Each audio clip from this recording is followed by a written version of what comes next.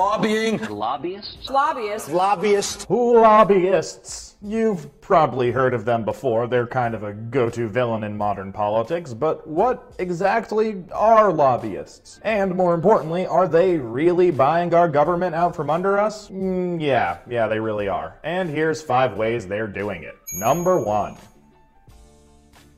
So, if you're a politician, you have to raise an obnoxious amount of money just to run for office. And one of the easiest ways to raise that kind of cash is by turning to lobbyists. Alright, so here's how it works. Let's say you are a big bank. Now, you want to get a senator on the banking committee to vote your way on an upcoming bill. So, the easiest thing you could do would be to just, bribe him. I mean, you could give $100,000 directly to his re-election campaign, nice and clean. But, unfortunately for you, that is super illegal, I hope.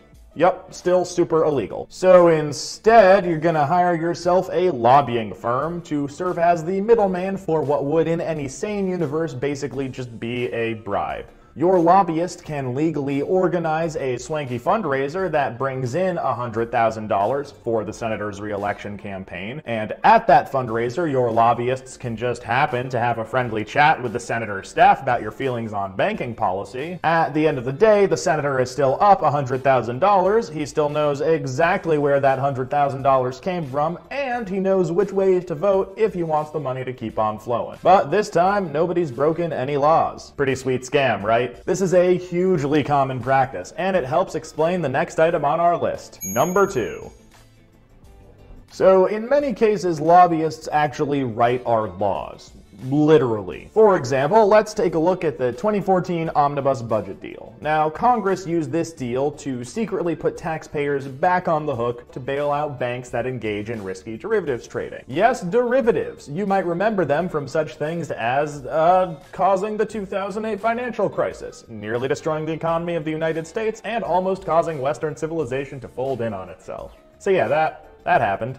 Now, 70 of the 85 lines that put taxpayers back on the hook for these derivatives trades were cut and pasted word for word from model legislation that was drafted by Citigroup lobbyists. Citigroup quite literally wrote its own rules. And this isn't just a problem with the big banks. Like, just last week we reported on how lobbyists for the chemical industry may have authored an entire portion of a bill that shuts down efforts to crack down on toxic chemicals. This kind of behavior happens every single day. Number 3.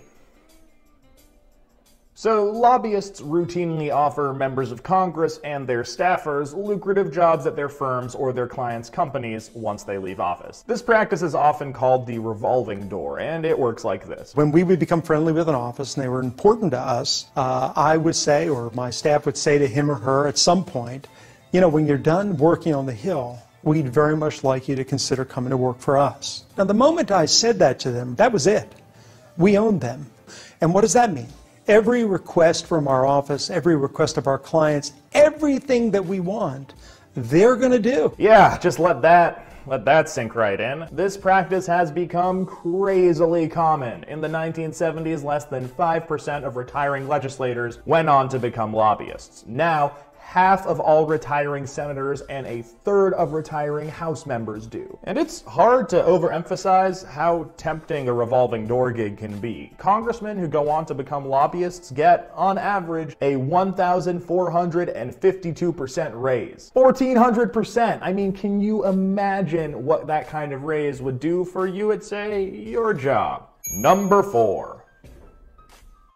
So, thanks to loopholes in how federal law defines what a lobbyist actually is, many elected officials go on to take what are effectively revolving door lobbying jobs without ever having to officially register as lobbyists. Now, researchers estimate that there's actually twice as much lobbying as what's publicly disclosed. That makes lobbying a $7 billion a year industry. And it means that only half of the people who are being paid to influence our elected officials are required to follow what few rules there actually are. Number 5.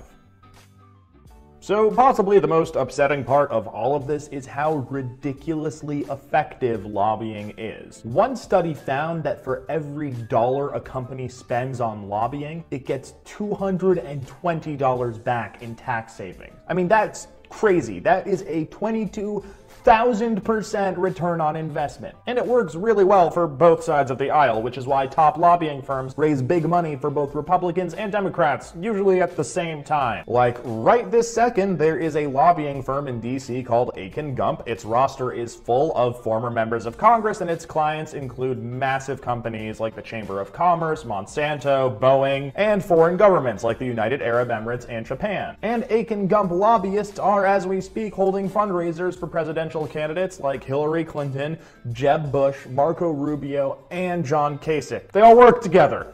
So all this begs a pretty obvious question. Why don't we just ban lobbying altogether? Well, constitutionally we can't, and we really shouldn't. Lobbying itself isn't inherently evil. Like, the act of lobbying is just advocating a position to an elected official, and that's not the problem. It's protected by the First Amendment for a good reason. People need to be able to make a case to their elected representatives even if they can't be there in person. The problem is that lobbyists are routinely using money, favors, gifts, and lucrative job offers to do the convincing for them. Put more simply, you can lobby and you can donate money to a politician, but you should not be allowed to do both at the same time. It's like handing the referee $50 before the game starts and $50,000 right after the game. Luckily, this is something that we can actually fix with a single law. Reforms to ban lobbyists from coordinating fundraisers, close the revolving door, and end shadow lobbying have already been proposed at the federal level,